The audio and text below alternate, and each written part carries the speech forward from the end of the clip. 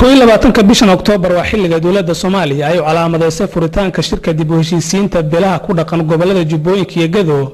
kaasi oo qayb ka fulinta heshiiskii dawladda Soomaaliya iyo madaxweynaha maamulka Jubba Axmed Madoobe ay 28 bisha Agoosto ee sanadkan ku gaareen magaalada Addis Ababa ee caasimadda Itoobiya.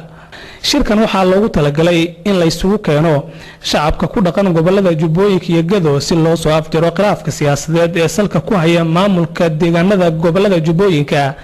kaasi oo sii xogeystay sanadihii ugu dambeeyay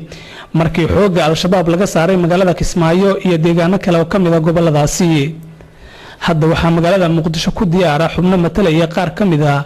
beelaha dega gobolada Jubbooyinka kuwaasi oo maslaxada kaliya ee hadda jirta u arka ka qaybgalka shirka dawladda diyaarinayso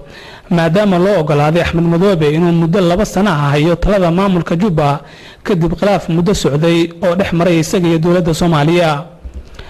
balse maamulka Axmed Madoobe ayaa diidan ka qaybgalka shirka iyagoona ku doodaya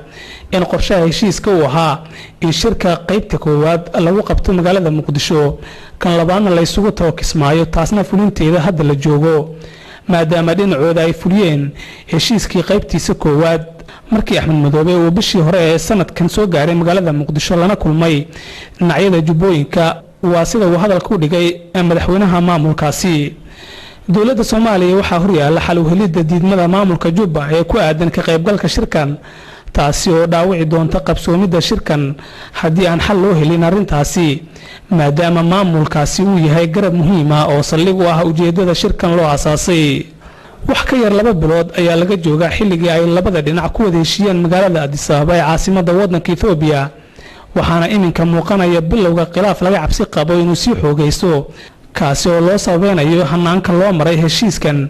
iyo isku laafurnaan la'aanta dhinacyada heshiiska wada gaaray. waxaana dadka qaar qabaan in dawladda Soomaaliya aan wali si rasmi ah uga farxalan arrinta Jubbooyinka. waqtiga hadda dawladda u qabatay waa kii labaad marka loo eego baaqashada ballantii koowaad oo ahayd 5 bishan